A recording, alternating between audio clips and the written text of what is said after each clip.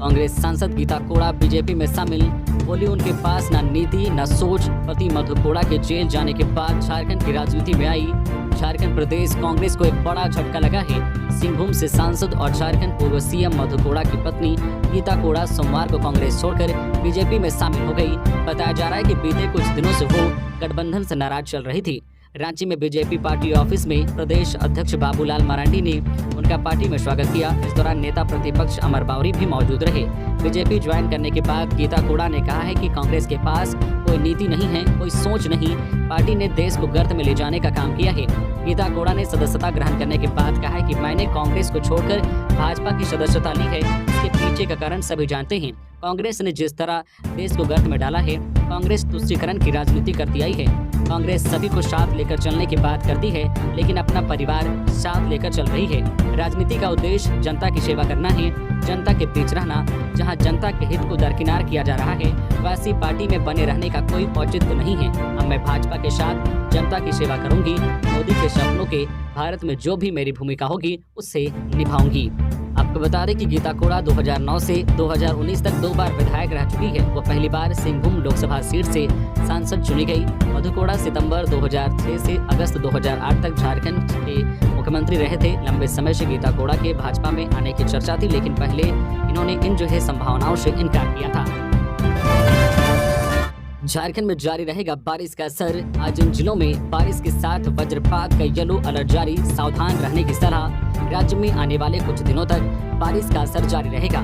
ऐसे में लगातार बदलते मौसम और ठंड गर्मी के एहसास के बीच लोगों को सतर्क और सावधान रहने की जरूरत है। मौसम विज्ञान केंद्र की माने तो राज्य में पश्चिमी विक्षोभ का असर देखा जा रहा है। इससे राज्य में 3 मार्च तक बारिश और थंडरिंग की संभावना है। मौसम केंद्र की माने तो आज 27 फरवरी को राज्य के दक्षिणी, पश्चिमी और मध्य हिस्से में बारिश की संभावना है। इसको लेकर मौसम केंद्र की ओर से येलो अलर्ट जारी किया गया है। इस दौरान इन जिलों में मध्यम दर्जे की बारिश की संभावना है। इसमें पश्चिमी सिंहभूम, पूर्वी सिंहभूम, सरायकेला खरसावां, सिमडेगा, पलामू, लातेहार, गढ़वा, चतरा, लोहरदगा, गुमला, रांची, खूंटी, धनबाद, बोकारो, रामगढ़, हजारीबाग जिला शामिल हैं। इन जिलों के मौसम विज्ञान केंद्र ने येलो अलर्ट जारी किया है। इन जिलों में इस दौरान 30 से 40 किलोमीटर प्रति घंटे की रफ्तार से हवाएं चलने की भी संभावना व्यक्त की है। वहीं 28, 29 फरवरी और 1 मार्च को भी बादल छाए रहेंगे। इसके अलावा 2 और 3 मार्च को राज्य के उत्तर पश्चिमी हिस्से में बारिश की संभावना है। इस दौरान राज्य के अन्य हिस्सों में बादल छाए रहेंगे। इस दौरान 3 मार्च को राज्य में भी बारिश होने की संभावना है। झारखंड विधानसभा का बजट सत्र, सदन में 4,981 करोड़ का अनुपूरक बजट पास। कार्यवाही मंगलवार 11 बजे तक स्थगित। झारखंड विधानसभा के बजट सत्र के दूसरे दिन सोमवार को सदन में 4,981 करोड़ का अनुपूरक बजट पास हो गया। वित्त मंत्री रामेश्वर उरांव आज मंगलवार को झारखंड सरकार का अंतिम मूल बजट पेश करेंगे। अनुपूरक बजट पास होने के बाद सदन की कार्यवाही मंगलवार 11 बजे तक के लिए स्थगित कर दी गई। सदन में बीजेपी विधायक अनंत ओझा ने अनुपूरक बजट पर कटौती प्रस्ताव लाया। साथ ही बजट की राशि खर्च नहीं होने और सरकार की मानसा पर सवाल उठाया। सत्ता पक्ष के विधायकों ने अनुपूरक बजट की आवश्यकता पर बल दिया। वहीं वित्त मंत्री रामेश्वर उरांव ने सरकार का उत्तर देते हुए कहा कि 1 जनवरी 2024 तक 75,000 करोड़ रुपए खर्च हो चुके हैं। साल 2023-24 का मूल बजट 1,16,000 करोड़ का है। वित्त मंत्री रामेश्वर उरांव ने कहा कि इससे बेहतर वित्त प्रबंधन कभी नहीं था। 2020-21 से बजट की राशि बढ़ी है। इससे पहले 84,000 करोड़ रुपए का ही बजट था। वित्त मंत्री ने कहा कि इस सरकार में राजस्व बढ़ा है। खर्च का आउटकम को सरकार ने देखा है। कल्याणकारी योजनाओं में राशि का खर्च बढ़ा है। झारखंड विधानसभा के पास अब 750 मीटर के दायरे में निषेधाज्ञा लागू। नई विधानसभा के परिसर के आसपास के इलाके के 750 मीटर के दायरे में अब धारा 144 लागू रहेगी। सोमवार को सदर अनुमंडल दंडाधिकारी ने इसका आदेश जारी किया। 23 जनवरी से 100 मीटर के दायरे में ही निषेधाज्ञा लागू की गई थी। अब 750 मीटर के दायरे में किसी प्रकार का धरना प्रदर्शन, जुलूस, घेराव कार्यक्रम नहीं होंगे। निषेधाज्ञा का यह आदेश आज मंगलवार सुबह 8 बजे से 2 मार्च की रात 10 बजे तक प्रभावी रहेगा। निषेधाज्ञा के दौरान 5 या 5 से अधिक लोगों के जमा होने, किसी प्रकार के ध्वनि विस्तारक यंत्र का इस्तेमाल करने, अस्त्र शस्त्र, बंदूक, राइफल, रिवॉल्वर आदि ले जाने पर रोक रहेगी। हेमंत सोरेन की गिरफ्तारी के खिलाफ बिगुल फूंकने की तैयारी। आज 27 फरवरी को हजारों लोग पहुंचेंगे रांची। झारखंड के पूर्व मुख्यमंत्री हेमंत सोरेन की गलत आरोप में गिरफ्तारी एवं उन्हें जेल में रखने के विरोध में झामुमो बोकारो जिले के कार्यकर्ता आज मंगलवार 27 फरवरी को रांची में प्रदर्शन करेंगे। यह जानकारी जिला अध्यक्ष हीरालाल मांझी ने दी है। उन्होंने बताया कि पुराने विधानसभा भवन परिसर में विशाल रैली सह संकल्प सभा में हिस्सा लेंगे। बता दें कि केंद्र सरकार और भाजपा साजिश के तहत झारखंड के पूर्व मुख्यमंत्री हेमंत सोरेन को बेवजह जेल में रखे हुए हैं। महानगर अध्यक्ष मंटू यादव ने कहा है कि संपूर्ण जिले के कार्यकर्ता व झामुमो के समर्थक कम से कम 10,000 लोग रांची जाएंगे। इसके लिए गांव-गांव के स्तर से तैयारी की जा रही है। कार्यक्रम की तैयारी के लिए जो है महत्वपूर्ण पदाधिकारियों की बैठक भी हुई, जिसमें जिला सचिव जय नारायण महतो, अशोक मुर्मू, फिरदौस अंसारी, कन्हैया सिंह, मोहम्मद हसन, मोहम्मद कलाम सहित अन्य शामिल रहे। 1932 के खतियान आधारित नियोजन नीति बनाए सरकार, लंबोदर महतो। गोमिया विधायक डॉक्टर लंबोदर महतो ने 1932 खतियान आधारित स्थानीय और नियोजन नीति बनाने और विभाग की ओर से प्रश्न पत्र लीक मामले में अभ्यर्थियों के खिलाफ दर्ज केस को वापस लेने और इस मामले की सीबीआई जांच करने की मांग की है। उन्होंने यह मांग सोमवार को झारखंड विधानसभा के बजट सत्र के दूसरे दिन शून्यकाल में की। महतो ने सदन में राज्य सरकार का ध्यान इस बात की ओर आकृष्ट कराया कि झारखंड सरकार के द्वारा झारखंड कर्मचारी चयन आयोग JSSC के माध्यम से विभिन्न विभागों के रिक्त पदों के विरुद्ध जन नियुक्ति को लेकर गत 28 जनवरी को इसकी परीक्षा ली गई और परीक्षा के मात्र 4 घंटे में प्रश्न पत्र लीक हो गया। जब इसका विरोध किया गया तो 15 नामजद एवं 3 से 4 हजार अज्ञात अभ्यर्थियों के ऊपर केस दर्ज किया गया। ऐसा होने से राज्य के अभ्यर्थियों में आक्रोश व्याप्त है। उन्होंने कहा कि मौजूदा समय में 3,59,000 से ज्यादा जो है नियमित सरकारी पदों की रिक्तियां हैं। उन्होंने राज्य सरकार से अभ्यर्थियों पर किए गए केस को वापस लेने और लीक प्रश्न पत्र की जांच सीबीआई से कराने की जो है वकालत की है। उन्होंने इस विषय को लेकर सदन में कार्य स्थगन का प्रस्ताव भी लाया। धनबाद में बाइक सवार अपराधियों ने दिन दहाड़े लूटे 1.5 लाख, तफ्तीश में जुटी पुलिस। धनबाद के कतरास थाना अंतर्गत जमुआटांड निवासी राजकुमार मंडल से सोमवार को बाइक सवार अपराधियों ने दिन दहाड़े 1.5 लाख रुपए लूट लिए। मिली खबर के मुताबिक मंडल ये रुपए राहुल चौक के पास बैंक ऑफ इंडिया की शाखा से निकाल कर लौट रहे थे। बैंक से निकलते वक्त उन्होंने रुपयों को एक थैले में डाल रखा था। बैंक से निकलते ही गौशाला पुल के अंडर पास के समीप 2 बाइक सवारों ने उनसे थैला छीन लिया और भाग गए। जब पीड़ित मंडल ने इसकी सूचना कतरास थाना को दी है, पुलिस ने मामले की तफ्तीश में जुट गई है। पुलिस बैंक और घटनास्थल के आसपास के सीसीटीवी फुटेज को खंगालने में जुटी हुई है। वही मंडल ने बताया कि अपराधी पहले से वहां छिपे हुए थे, लेकिन उनकी गतिविधियों को वो समझ नहीं पाए। पुलिस को मामले की लिखित शिकायत की गई है। जातीय सर्वेक्षण कराकर बढ़ाएं ओबीसी आरक्षण, जिलेवार जारी करे रोस्टर। सदन में बोली अंबा प्रसाद। कई जिलों में ओबीसी आरक्षण शून्य कर देने का मामला विधानसभा बजट सत्र के दौरान कांग्रेस विधायक अंबा प्रसाद ने विधानसभा में उठाया। विधायक अंबा प्रसाद ने जातीय जनगणना कराते हुए राज्य स्तर व जिलेवार बीजेपी आरक्षण बढ़ाकर आरक्षण रोस्टर जारी करने की मांग सदन से की। विधायक अंबा प्रसाद ने कार्मिक प्रशासनिक सुधार तथा राज्य भाषा विभाग से प्रश्न करते हुए कहा है कि झारखंड सरकार द्वारा जारी जिलेवार आरक्षण में कई जिलों में ओबीसी आरक्षण शून्य है व राज्य पिछड़ा वर्ग आयोग के अनुसार लगभग 55% ओबीसी समुदाय के लोग निवास करते हैं। बिहार राज्य ने जातीय जनगणना कराकर ओबीसी समुदाय को 43% आरक्षण दिया जा रहा है, जबकि जातीय जनगणना नहीं होने से झारखंड में 55% ओबीसी आबादी को मात्र 14% आरक्षण प्राप्त है। इसलिए सरकार स्वयं से जातीय जनगणना कराते हुए राज्य स्तर के साथ साथ जिलेवार ओबीसी आरक्षण बढ़ाकर आरक्षण रोस्टर जारी करे। अबुआ आवास में भी भ्रष्टाचार के आरोप, वीडियो तक पहुंची शिकायत। बगैर सर्वे खास लोगों को दिया जा रहा है लाभ, मांगे जा रहे हैं पैसे। झारखंड सरकार गरीबों को आवास देने के लिए जोर शोर से अबुआ आवास योजना का प्रचार प्रसार किया जा रहा है। अब इस योजना में भ्रष्टाचार की शिकायतें मिलने लगी है। जामताड़ा जिले के कुसबेड़िया ग्राम पंचायत के ग्रामीणों ने अबुआ आवास योजना में पंचायत सचिव, पंचायत के मुखिया तथा पंचायत समिति सदस्य पर गलत तरीके से आवास आवंटन करने का आरोप लगाते हुए जामताड़ा वीडियो से शिकायत की है। ग्रामीणों में सुब्बल गौराई, प्रदीप पाल, गुणोधन मल्लिक, अनिमा मल्लिक, दिलीप मल्लिक आदि ने शिकायत में कहा है कि उक्त जनप्रतिनिधियों की मिलीभगत से हमारे पंचायत के कई जो है पक्के मकानों में रहने वालों को अबुआ आवास योजना का लाभ दिया जा रहा है, जबकि कई ग्रामीण कच्चे मकान में प्लास्टिक डालकर रात गुजार रहे हैं, उन्हें अबुआ आवास का लाभ नहीं दिया जा रहा है। ग्रामीण मांग कर रहे हैं कि जो अयोग्य है उनका नाम सूची से हटाया जाए और जो योग्य लाभुक है उनका नाम सूची में शामिल किया जाए। ग्रामीणों ने आरोप लगाया है कि जनप्रतिनिधि बिना सर्वे के ही खास लोगों को आवास आवंटन कर रहे हैं। आवास आवंटन करने के एवज में पैसे की मांग कर रहे हैं। इसी तरह पिछली बार भी गड़बड़ी हुई थी, जिसके बाद योजना धरी रह गई, किसी का मकान नहीं बन पाया था। इस संबंध में जांच कर उचित कार्रवाई करने की मांग की गई है। झारखंड के गिरिडीह से 5000 घूस लेते राजस्व कर्मचारी गिरफ्तार, म्यूटेशन के एवज में ले रहा था रिश्वत। झारखंड के धनबाद से एसीबी एंटी करप्शन ब्यूरो की टीम ने सोमवार को गिरिडीह के तीसरी प्रखंड स्थित अंचल सह प्रखंड कार्यालय में छापेमारी कर राजस्व कर्मचारी राम नरेश चौधरी को 5000 रुपए रिश्वत लेते रंगे हाथ गिरफ्तार कर लिया। वह जमीन का म्यूटेशन कराने के नाम पर रिश्वत दे रहा था। गिरफ्तार करने के बाद एसीबी की टीम उसे अपने साथ धनबाद ले गई और पूछताछ कर रही है। एसीबी की टीम की इस कार्रवाई के बाद अंचल सह प्रखंड कार्यालय में हड़कंप मच गया। पीड़ित जो है गुमगी निवासी व बीजेपी नेता नरेश यादव ने बताया कि गिरिडीह के गुमगी मौजा अंतर्गत खाता नंबर 43 के लिए पिछले सितंबर माह में ही अंचल में म्यूटेशन के लिए आवेदन दिया था, लेकिन राजस्व कर्मचारी राम नरेश चौधरी ने कहा कि म्यूटेशन के लिए 15,000 रुपए देना होगा, तभी काम होगा। 5,000 रुपए सीआई को और 5,000 रुपए अंचल अधिकारी को देना होगा, तभी म्यूटेशन हो पाएगा। पीड़ित नरेश यादव ने जानकारी दी है कि उनके पास इतना पैसा नहीं था, इसलिए उन्होंने धनबाद एसीबी को इसकी जानकारी दी और रिकॉर्डिंग भी सौंपी। इसके बाद यह कार्रवाई की गई।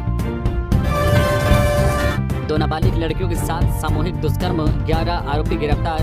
लोहरदगा के बगड़ू थाना क्षेत्र में 2 नाबालिग लड़कियों के साथ सामूहिक दुष्कर्म का मामला सामने आया है।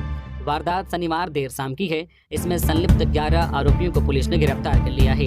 मिली जानकारी के अनुसार दोनों पीड़ित लड़कियां अपने रिश्तेदार के यहां बर्थडे पार्टी में गई हुई थी। वहां से लौटने के क्रम में बारिश होने के कारण बगड़ू बाजार टांड के पास एक परिचित के घर में रुक गई। यहाँ पहले से मौजूद लड़कों ने दोनों के साथ सामूहिक दुष्कर्म किया, जिसके कारण एक लड़की बेहोशी की हालत में चली गई। घटना की भनक लगने पर ग्रामीणों ने कुछ युवकों को मौके पर से धर दबोचा और पुलिस के हवाले कर दिया। पुलिस ने बेहोश पड़ी लड़की को सदर अस्पताल पहुंचाया। दोनों लड़कियों की मेडिकल जांच कराई गई।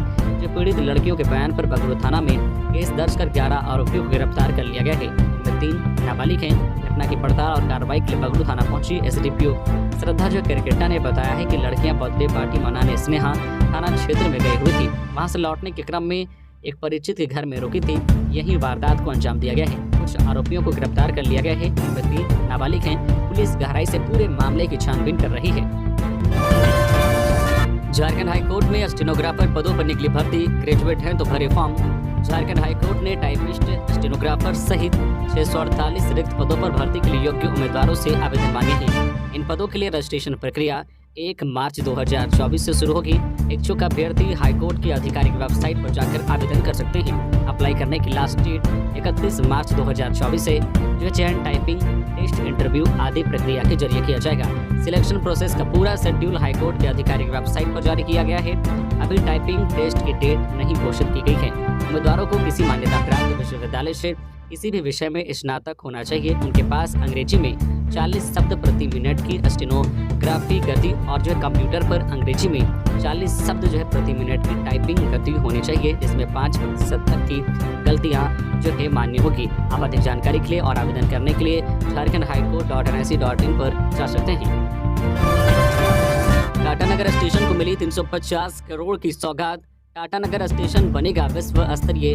1 दशक से स्टेशनों की हालत में आया सुधार, बोले राज्यपाल। जमशेदपुर के टाटानगर स्टेशन को विश्व स्तरीय बनाने की शुरुआत हो चुकी है। सोमवार को प्रधानमंत्री ने दक्षिण पूर्व रेलवे के 71 स्टेशनों को पुनर्विकसित करने का शिलान्यास कर दिया। इसके साथ ही चक्रधरपुर रेल मंडल के अंतर्गत आने वाले टाटानगर स्टेशन को भी विश्व स्तरीय बनाने की घोषणा हो गई।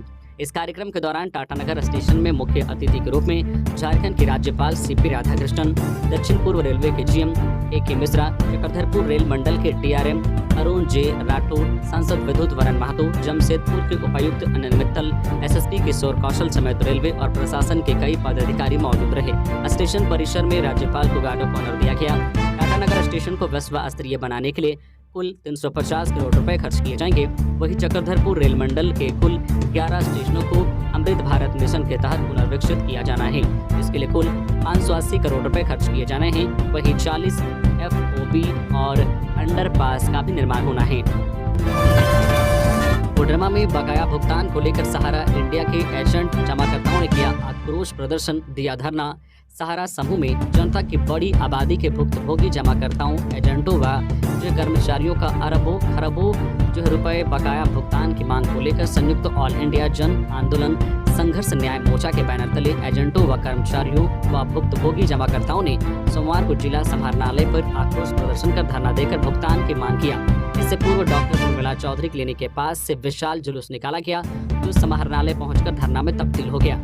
रैली में पूंजीपतियों का दलाल, मोदी सरकार हाय हाय, सहारा में जमाकर्ताओं का पैसा का भुगतान करो के नारे लगाए जा रहे थे। धरना स्थल पर संघर्ष न्याय मोर्चा के जिला अध्यक्ष भागीरथ सिंह की अध्यक्षता व अधिवक्ता डीपी वर्नवाल के संचालन में हुई सभा को सीटू के राज्य सचिव संजय पासवान, प्रदेश अध्यक्ष गौतम दीवान, नागेंद्र कुशवाहा, संतोष कुमार, छात्र नेता मनोज यादव, रविशंकर यादव आदि ने मुख्य रूप से संबोधित किया। मुख्य वक्ता सीटू के राज्य सचिव संजय पासवान ने मांगों का समर्थन करते हुए कहा कि सहारा इंडिया की इस चीट फंड कंपनी का करीब 25,000 करोड़ रुपए भारत सरकार के सेबी के खाते में जमा है, जिससे बड़े पैमाने पर मेहनत पैसों का जमा पूंजी का भुगतान किया जा सकता है। जेबी केसेस के मनोज यादव ने कहा कि सहारा की योजनाओं में भारत की आधी आबादी ने जमकर पैसा लगाया था, उन्हें अपनी रकम वापस नहीं मिली, इसके कारण उनके बच्चों की पढ़ाई रुक गई है, बेटियों की शादी नहीं हो पा रही है। ठेला खोमचा वाले से लेकर छोटे दुकानदार, पान की गुमटी लगाने वाले, सब्जी बेचने वाले, टेम्पो रिक्शा चालक सहित लाखों रोज कमाने वाले लोगों ने अपनी रोज की कमाई का एक हिस्सा एजेंटों के माध्यम से सहारा इंडिया में जमा किया था, लेकिन मैच्योरिटी पूरा होने के बावजूद निवेशकों को पैसा नहीं लौटाया गया। झारखंड के लोहरदगा में उग्रवादियों ने जेसीबी ऑपरेटर को मारी गोली, अस्पताल में भर्ती, जांच में जुटी पुलिस। झारखंड के लोहरदगा जिले के कुड्डू में उग्रवादियों ने फायरिंग की।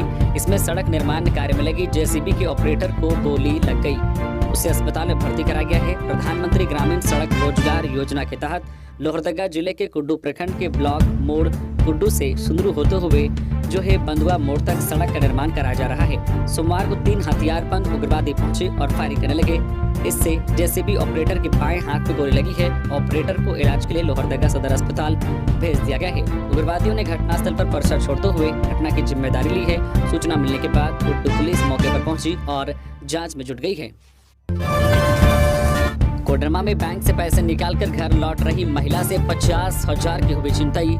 समाहरणालय के समीप सोमवार को कोडरमा थाना अंतर्गत क्षेत्र सुंदर नगर भैयाजी तालाब के समीप सुरेंद्र डोम की पत्नी जो 50,000 बैंक से निकालकर अपने घर लौट रही थी, अज्ञात बाइक चोरों के द्वारा उक्त महिला के हाथ से थैला छीनकर भाग गया। महिला के अनुसार स्टेट बैंक से पैसे निकालकर अपने पति के साथ घर आ रही थी, जिसमें महीने भर का वेतन था। बाइक सवार 2 लोग अचानक आए और हाथ से थैला छीनकर फरार हो गए। बाइक सवार कोडरमा थाना की तरफ फरार हो गए। बहरहाल पुलिस मामले की गंभीरता को देखते हुए छानबीन में जुटी हुई है। गिरिडीह में मवेशी लदा पिकअप वैन जब्त। गिरिडीह के देवरी थाना पुलिस ने गुप्त सूचना के आधार पर सोमवार को 11 गौवंश लदे पिकअप वैन को जब्त करने में सफल रही। देवरी थाना पुलिस ने एसपी को मिले गुप्त सूचना पर यह कार्रवाई किया। वही 2 गौवंश तस्करों को भी पुलिस ने दबोचा है। गिरफ्तार आरोपियों में बिहार के भोजपुर निवासी राहुल यादव और मोहम्मद पूनू शामिल हैं। जानकारी के अनुसार एसपी को गुप्त सूचना मिली कि एक पिकअप वैन में 9 गौवंश और 2 बछड़े लोड कर बंगाल के रास्ते बांग्लादेश भेजा जा रहा है। और इसी सूचना के आधार पर एसपी के निर्देश पर देवरी थाना पुलिस ने वाहन जांच अभियान के क्रम में गौवंश लोड गाड़ी को जब्त किया, लेकिन गाड़ी के चालक और उपचालक के पास कोई कागजात नहीं था, लिहाजा दोनों को पुलिस ने जेल भेज दिया। वही जब्त गौवंशों को चंबा गौशाला भेजा गया। राज्य समन्वय समिति के सदस्य योगेंद्र प्रसाद ने दिया इस्तीफा। राज्य समन्वय समिति के सदस्य मंत्री का दर्जा प्राप्त योगेंद्र प्रसाद ने अपने पद से इस्तीफा दे दिया। इस संबंध में झारखंड राज्य समन्वय समिति के अध्यक्ष शिबू सोरेन ने अनुशंसा की थी। इसके बाद योगेंद्र प्रसाद ने अभ्यावेदन दिया था, जिस पर विचार कर सरकार ने 23 जनवरी 2024 की तिथि से उनका इस्तीफा मंजूर कर लिया है। इस संबंध में मंत्रिमंडल सचिवालय एवं समन्वय विभाग ने अधिसूचना जारी कर दी है। जेपी में शामिल होते ही बोली गीता कोड़ा, तुष्टीकरण की राजनीति करती है कांग्रेस, वहां सम्मान नहीं। चाईबासा सांसद गीता कोड़ा ने कांग्रेस छोड़कर बीजेपी का दामन थाम लिया। हरमो स्थित पार्टी कार्यालय में प्रदेश अध्यक्ष बाबूलाल मरांडी और नेता प्रतिपक्ष अमर बावरी की मौजूदगी में गीता कोड़ा भारतीय जनता पार्टी में शामिल हो गई। बता दें कि पिछले तकरीबन 4 महीनों से गीता कोड़ा के बीजेपी में शामिल होने की चर्चा थी, लेकिन उन्होंने तकरीबन 1 महीना पहले मीडिया से बातचीत में बीजेपी में शामिल होने की खबरों को महज अफवाह बताया था। बाबूलाल मरांडी ने पार्टी का पटका पहनाकर उनका स्वागत किया। बाबूलाल मरांडी ने कहा कि कांग्रेस में किसी का सम्मान नहीं किया जाता, कांग्रेस ने कांग्रेसी भावनाओं का सम्मान नहीं किया। सांसद गीता कोड़ा ने कहा कि कांग्रेस पार्टी तुष्टीकरण की राजनीति करती है, सबको साथ लेकर चलने की बात करने वाली पार्टी में केवल एक परिवार का कब्जा है। उन्होंने कहा कि मैं वहां असहज हो रही थी। उन्होंने कहा कि मैं प्रधानमंत्री नरेंद्र मोदी की कार्यशैली से प्रभावित हूँ। बीजेपी के नेतृत्व में ही विकसित भारत का संकल्प पूरा होगा। गीता कोड़ा ने कहा कि मैं बीजेपी से जुड़कर जनहित के काम करती रहूंगी। हेमंत सोरेन की बजट सत्र में शामिल होने वाली याचिका पर सुनवाई पूरी, फैसला सुरक्षित। हाईकोर्ट में हेमंत सोरेन की याचिका पर सुनवाई हो गई है। कोर्ट ने हेमंत सोरेन के बजट सत्र में शामिल होने वाली याचिका पर सुनवाई के बाद फैसला सुरक्षित रख लिया है। दरअसल याचिका में हेमंत सोरेन ने बजट सत्र में शामिल होने को लेकर अनुमति मांगी थी। मालूम हो कि पीएमएलए कोर्ट ने उनकी याचिका को खारिज कर दिया, जिसके बाद उन्होंने हाईकोर्ट का रुख किया है। ईडी कोर्ट से खारिज होने के बाद हेमंत सोरेन ने हाईकोर्ट में याचिका दाखिल की। इस पर 23 फरवरी को सुनवाई हुई थी। दरअसल उस दिन ईडी ने जवाब दाखिल करने के लिए समय की मांग कर ली थी, जिसके बाद सुनवाई की अगली तारीख 26 फरवरी मुकर्रर की। सोमवार को सुनवाई पूरी हो गई है, फैसला बाद में सुनाया जाएगा। अफीम के लिए पौधे में चीरा लगाते 3 आरोपियों को खूंटी पुलिस ने किया गिरफ्तार। 140 ग्राम अफीम बरामद। अफीम के लिए पोस्ता के पौधे में चीरा लगाते हुए खूंटी पुलिस ने 3 लोगों को गिरफ्तार किया है। इन लोगों की गिरफ्तारी अलग अलग थाना क्षेत्रों से हुई है। गिरफ्तार आरोपियों में अड़की थाना क्षेत्र के सुखराम मुंडा, जगन्नाथ मुंडा और मुरहू थाना क्षेत्र के आनंद मसीहा जो बड़ा युद्ध का नाम शामिल हैं। आरोपी के पास से चीरा लगा पोस्ता अफीम का पौधा 140 ग्राम अफीम पुलिस ने बरामद किया है। गिरिडीह में निकली कलश यात्रा। शिव प्राण प्रतिष्ठा को लेकर निकाली गई भव्य कलश यात्रा हुआ पुष्प वर्षा। गिरिडीह शहर की बाभन टोली में श्री श्री 108 महावीर यज्ञ सह प्राण प्रतिष्ठा को लेकर सोमवार को भव्य कलश यात्रा एवं शोभा यात्रा निकाली गई।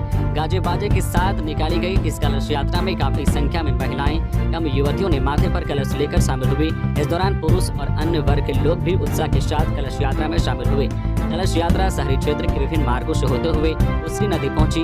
वैदिक मंत्रोच्चार के साथ जल भरा गया।